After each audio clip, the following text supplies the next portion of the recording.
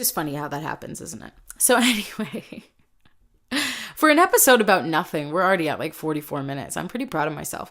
So anyhow, um, this is what I have been going through lately, and maybe you're going through the same kind of thing where you're dealing with emotional stuff. And I know I'm all over the place today, but I hope that you can follow.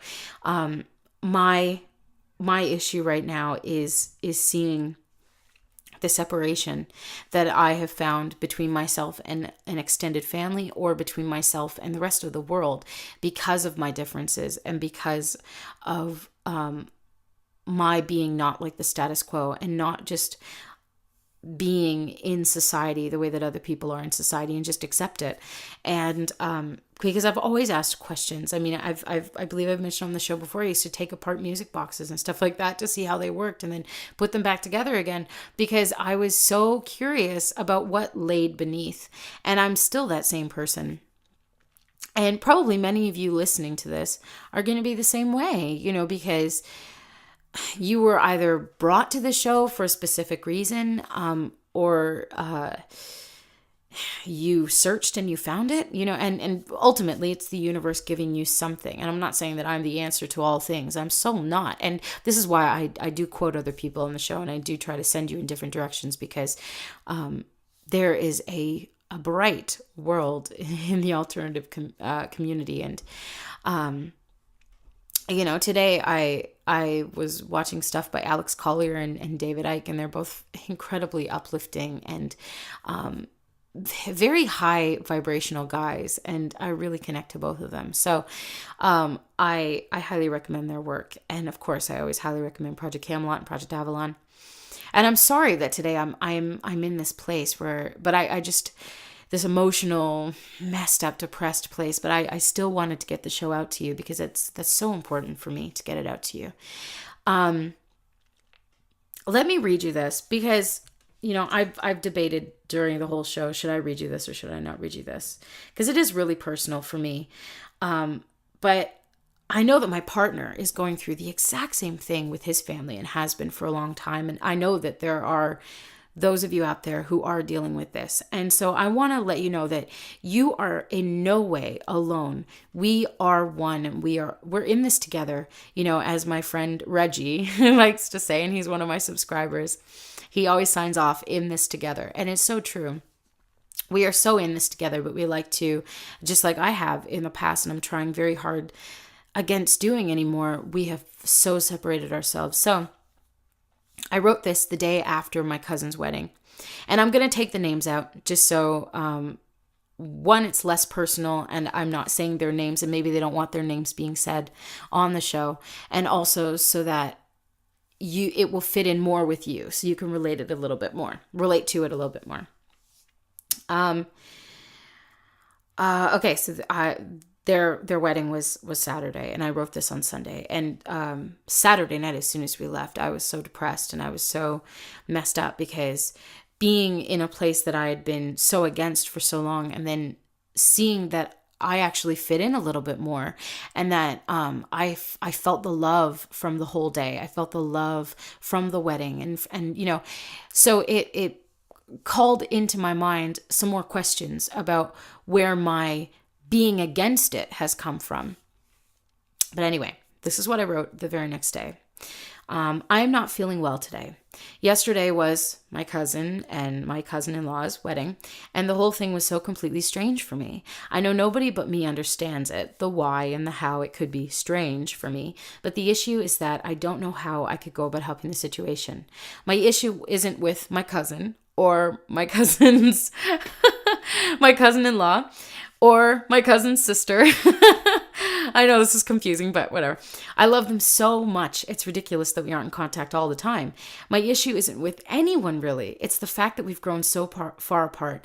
Even those family members who I've never had the opportunity to become close with, I'm feeling that blockage. When we were saying goodbye to people last night, I put my hand on a certain uncle's shoulder.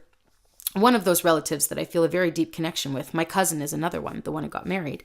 And he held my hand for a moment. When we said goodbye to one of my aunts, she held my hand for a moment. And it was a really sweet moment. My issue is that we've gone without these moments for years. And even though we got together last night and had a good time, is there going to be opportunity for another moment? Are we seriously going to go through life and not really get to know each other? These people whose genetics got passed down to me. I find myself envisioning moments from last night and picturing putting more of myself into them, even though I put quite a bit in last night as it was. These moments where we truly connect. I envision looking one of my aunts right in the eyes and telling her, I don't know if you realize this, but I really do love you. And seeing her burst into tears of having that connection, a connective moment where things change and we begin to realize that we've wasted so much time not getting to know one another. We don't need to be best friends. We don't need to talk every day, but at least to put in an effort. So we don't wake up one day, that person suddenly gone, and realize we could have done things differently. We could have put time and energy in. We could have talked and shared and loved one another. We could have become something that makes it hurt when the other person goes away. And it isn't just family. I'm trying so hard to relate to everyone, to accept and respect, even those I've always viewed as being indoctrinated or conditioned or mind controlled. There's no doubt this is the thing, that many people surely are. There's no doubt that so many still buy into the sick system and don't look within and or ask questions, and I don't agree with that. There's no doubt there's a lack of passion for the truth or for learning there. Even when I get out of my judgmental self, it's really hard for me to relate, even though I'm trying. I want to relate. I want to bridge that gap by finding a common denominator, even if there are things we differ upon and things I don't understand. I picture becoming closer to family who don't know me and whom I don't know. I picture giving of myself and they giving of themselves. But how much time, how many meetings will transpire before I start to really open up and thereby push them away? After all, my passions in life are surely not the passions of others within my life. But maybe I would be pleasantly surprised, like I was while hanging with my cousin who just got married, or a couple of friends in my past who have shown signs of raised consciousness, a raised consciousness that I don't remember seeing within that individual before. I'm so thankful that I was invited. I couldn't imagine my cousin getting married without my being there. That would have been the strangest thing of all. I hate that I was nervous because it turned out to be completely unwarranted. I'm so grateful that I have a cousin like her and that she's in my life, however small a part that may be, though not small emotionally. I've always felt that she and her sister were sisters of my sisters of some kind, even through the times when we weren't getting along, and sometimes especially during those times. I'm grateful I caught a glimpse of family togetherness, even if just for a few hours. I know I don't fit in anywhere. I know I never have, but I'm trying. I don't want this to be another, let's get together and then never see each other again, until a wedding or a funeral. Everyone is beautiful and special to me, and I do love them a whole lot. I know I'm going to try, but I can't help feeling resentful and regretful for all the time we've lost, for all the love and laughter we could have shared between me and anyone in my family. There will be a time where at least one of them is gone permanently from my life, and I don't wish for those regrets I already have to be bigger than what they already are. And so that was my journal entry, my personal journal, and I'm reading it for 2 people or possibly millions of people to hear, But I think it's really important for me to have shared that because I know that we all go through something like that within our family. And, we tend to be, maybe especially in my personal family experience, I've been quite close with my immediate family and not my extended family. And there have been times where, through my growing up, I had 2 male cousins who my sister and I constantly hung out with. Every time there was some sort of a family get together or a Thanksgiving thing or a Christmas thing or whatever else. And none of us were religious. So I got to throw that in there because we were just talking about it. But of course, as we got older, we all started doing our own things, and they lived farther away. They live, close to Toronto, so we have a few hours between us. So especially with my sister and I being children and they being children, because one of the male cousins is a year older than me, and then another of the male cousin, I believe, is a year older than my sister. So we were very close in age. And it's the same thing with my two of my female cousins, where actually the youngest one is the same age as my sister, albeit, a difference of a few months. And then the oldest one is a year younger than me. So, there is, well, 10 months, but whatever.